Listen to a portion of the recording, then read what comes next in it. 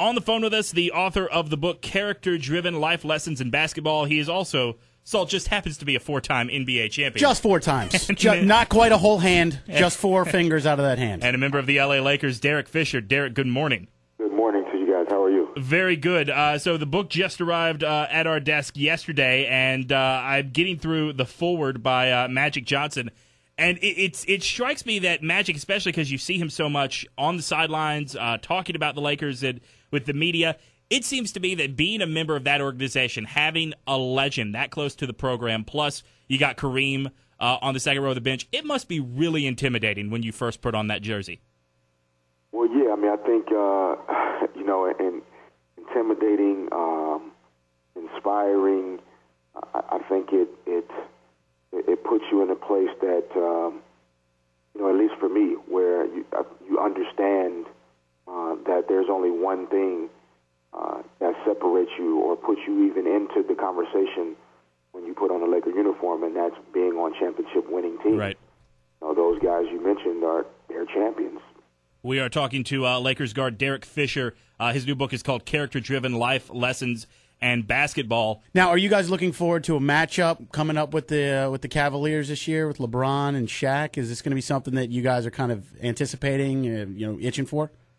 Well, it's the big Christmas Day game, so that that always is it's a present for all of us. In that type of game, because you growing up as a kid, you watched that game, right? To now be in a position where families across the world on Christmas Day are watching you at work. Yeah, it's humbling, but as champions, you have to look for everybody, and that's the message that I'm taking to training camp in 2 weeks to our guys, is that we.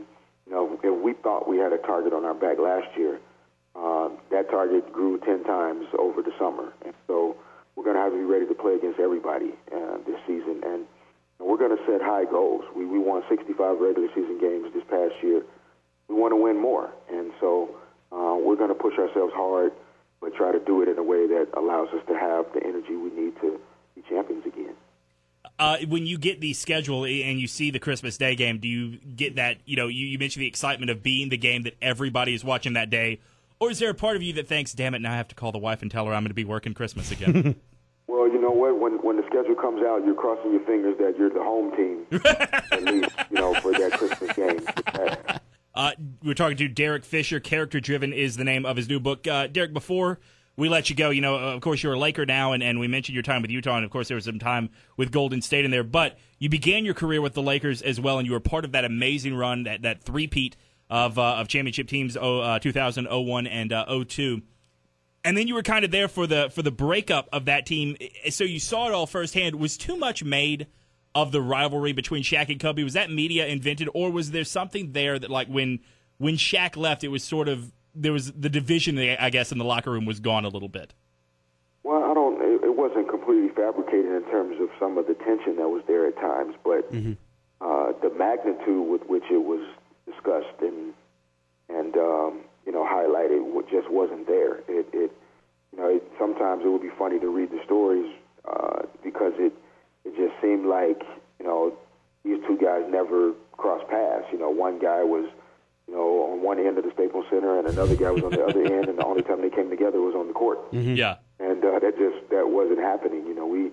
There was a lot of fun times and just cool stuff going on, even during some of the most turbulent times from a media perspective. And so there was some tension there, but that was part of my reason for leaving in 04. Opting out of my contract and becoming a free agent at that time. Was because there was just so much going on that, to me, it was taken away from just enjoying playing the game and trying to continue to find ways to push myself to be a better player. And Phil left, Shaq was traded, Rick Fox was traded, and the team just totally changed, and felt like it was a good time for me to step away from it as well. So it was a great 3 years. Even the 2 years in Golden State, even though we didn't win, I learned a lot about myself.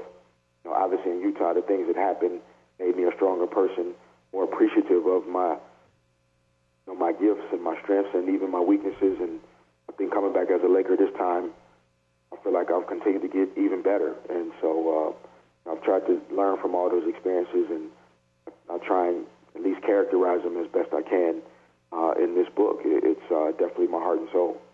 Now, when you were talking about the Kobe Shaq situation in L.A., was it like that for the other players that were on the team? Did it come down to a picking mommy over daddy kind of situation? Was there like two camps on there? I'm not asking which camp you fell into, but did you kind of find that divisiveness in the locker room as well, where people were like, well, I agree with him or I agree with him? No, you know what? It was interesting, and I've heard that happen in football locker rooms before, where guys, end up choosing sides in situations like that. But for us, those teams during those years, we had a lot of veteran guys: Rick Fox's, Robert Ory, Brian Shaw, Horace Grant, Ron Harper's, A.C. Green, those type of guys. And actually the sides were, okay, Kobe and Shaq, you're on one side, and everybody else, we're on the other side. And so whatever it is that you guys, need to continue to do in terms of working together so that we can all work together and be champions, that's what we need to do. So it was interesting that there wasn't any dynamic where any of the rest of our guys tried to or felt compelled to choose a side between the two of them.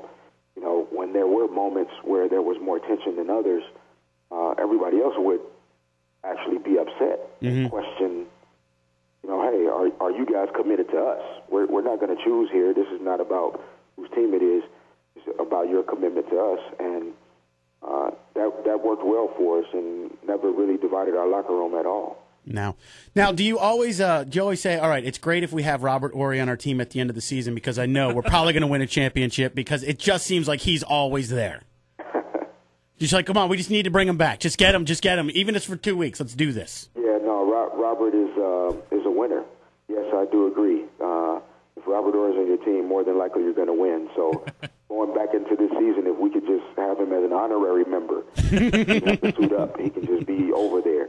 I think that'd give us a pretty good chance. Derek Fisher, the book is called Character Driven: Life Lessons and Basketball. Derek, I have to come clean and tell you that I'm a Celtics fan, so I'll be rooting for you right up until the NBA Finals. Well, we will see you there.